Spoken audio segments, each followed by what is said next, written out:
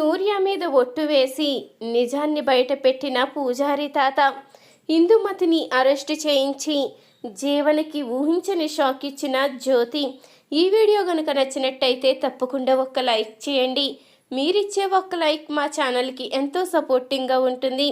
ఇక పద్మమ్మ సింహాద్రి ఇద్దరూ కూడా పూజారి తాత దగ్గరికి అయితే వస్తారు. ఏంటయ్యవారు, మా బిడ్డ జీవితం ఎప్పటికీ బాగుపడుతుంది, ఏదోటి నింద పడుతూనే ఉంది, మా బిడ్డ ఏదోటి నిందని మోస్తూ బాధపడుతూనే ఉంది, దాని జీవితం బాగుపడాలంటే ఏం చెయ్యాలి అంటూ ఇక అడుగుతూ ఉంటారు పద్మమ్మ సింహాద్రి. అయితే ఖచ్చితంగా ఆ శివయ్య ఆజ్ఞ ఇచ్చినప్పుడు మీ బిడ్డ జీవితం ఖచ్చితంగా బాగుపడుతుంది. ఇప్పుడు బాధపడి ఉండొచ్చు, తొందరలోనే తను ఆనందంగా ఉండే రోజు వస్తుందని నా మనసుకి అనిపిస్తుంది. ఆ శివయ్య ఆజ్ఞ దొరికిన వెంటనే మొదటిసారిగా ఆ పని చేసేది నేనే. మీరు కంగారు పడకండి, కుట్టి జీవితానికి ఎలాంటి ఇబ్బంది లేదు, తను తొందరలోనే సంతోషంగా ఉండబోతుంది, తను అనుకున్న వాళ్ళందరూ కూడా తనకి దగ్గరవ్వబోతున్నారు అంటూ పూజారి తాత చెప్పంగానే ఆ మాటకి సింహాద్రి పద్మమ్మ ఎంతగానో సంతోషపడుతూ ఉంటారు. మీరు చెప్పిన మాట వింటే మాకు చాలా సంతోషం కలుగుతుంది, చాలా ఆనందంగా కూడా ఉంది. మా బిడ్డ ఇప్పటికే ఎన్నో కష్టాలు పడింది, తన జీవితం ఇక మీదటైనా ఆనందంగా ఉండాలని కోరుకుంటున్నాను, తను ఎప్పటికీ సంతోషంగా ఉండాలి అంటూ ఇక పద్మమ్మ సింహాద్రి అయితే చెప్తూ ఉంటారు. మీ ప్రేమే మీ బిడ్డ జీవితాన్ని కాపాడుతుంది, మీరు కంగారు పడకండి అంటూ ఇక పూజారి తాత అయితే చెప్పి పంపిస్తాడు. ఇక పూజారి తాత అయితే ఇక ఆలోచిస్తూ పడుకుని ఉండగా అప్పుడే శివయ్య అయితే పూజారి తాత కలలోకి అయితే వస్తాడు. వెళ్ళు, కుట్టి మీ బిడ్డని జ్యోతి సూర్యులకి నిజం చెప్పు, ఈ బాధ్యత నీకే అప్పగిస్తున్నాను అంటూ శివయ్య అయితే కలలో తనతో చెప్పినట్టు ఇక ఒక్కసారిగా పూజారి తాత అయితే పైకి లెగుస్తాడు. అంటే నా శివయ్య నాకు ఆజ్ఞ ఇచ్చాడు, కుట్టియే జ్యోతి సూర్యుల కన్న కూతురని చెప్పమని నాకు ఆ శివయ్యే సందేహం పంపించాడు. ఇక ఆలస్యం చేయడానికి వీల్లేదు. ఈశ్వర, ఇన్ని రోజులు కుట్టి నీ మీద ఒట్టు వేయించి నా నోరు కట్టేసింది, ఇప్పుడు నువ్వే నా కలలోకి వచ్చి నిజాన్ని బయట పెట్టమని చెప్తున్నావు, ఇక నేను ఎందుకు ఆగుతాను, నిజాన్ని బయట పెడతాను శివయ్య, నిజాన్ని బయట పెడతాను అంటూ ఇక పూజారి తాత అయితే నిర్ణయించుకుంటాడు. ఇక మరుసటి రోజు ఉదయాన్నే జ్యోతి సూర్యని కలవడానికైతే ఇంటికి వెళ్తాడు.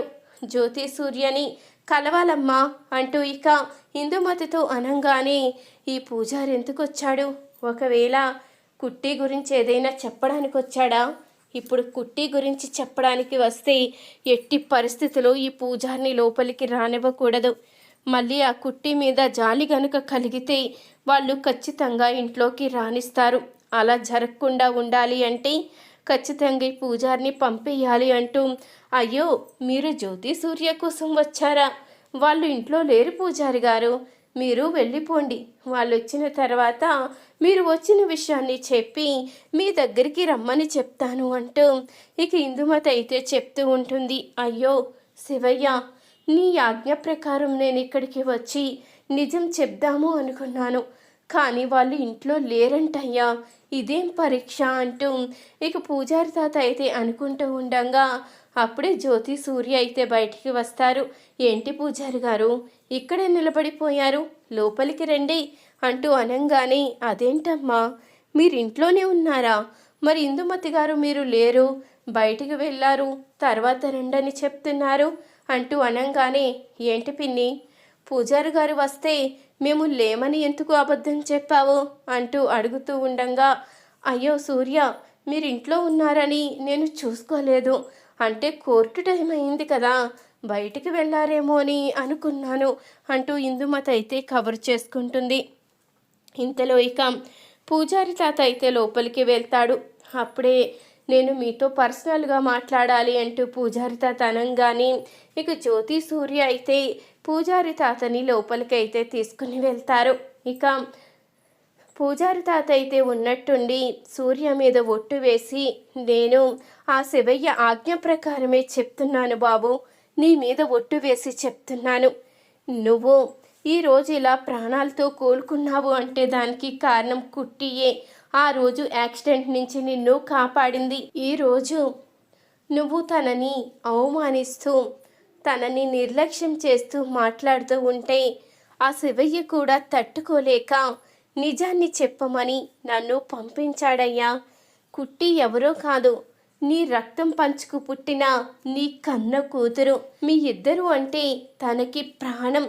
తను మీకు ఏం జరిగినా తట్టుకోలేదు. మీ కంట్లో కన్నీళ్లు వచ్చినా, మీకు ఏదైనా బాధ కలిగినా కుట్టి విలవిలలాడిపోతుంది. మీకు ఎలాంటి కష్టం వచ్చినా తన మీదే వేసుకొని ఆ భారాన్ని మొయ్యాలి అనుకుంటుంది.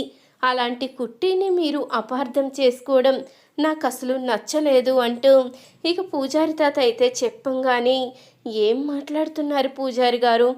కుట్టి మా కన్న కూతురేంటి? మీరేం చెప్తున్నారో అసలు అర్థం కావడం లేదు అంటూ ఇక జ్యోతి అనంగానే పూజారి తాత అయితే జరిగింది మొత్తం అయితే చెప్తాడు. ఇక చెప్పింది వినంగానే ఇక జ్యోతి సూర్య ఒక్కసారిగా షాక్ అవుతారు. ఇదంతా జరగడానికి కారణం ఆ ఇందుమతి గారే.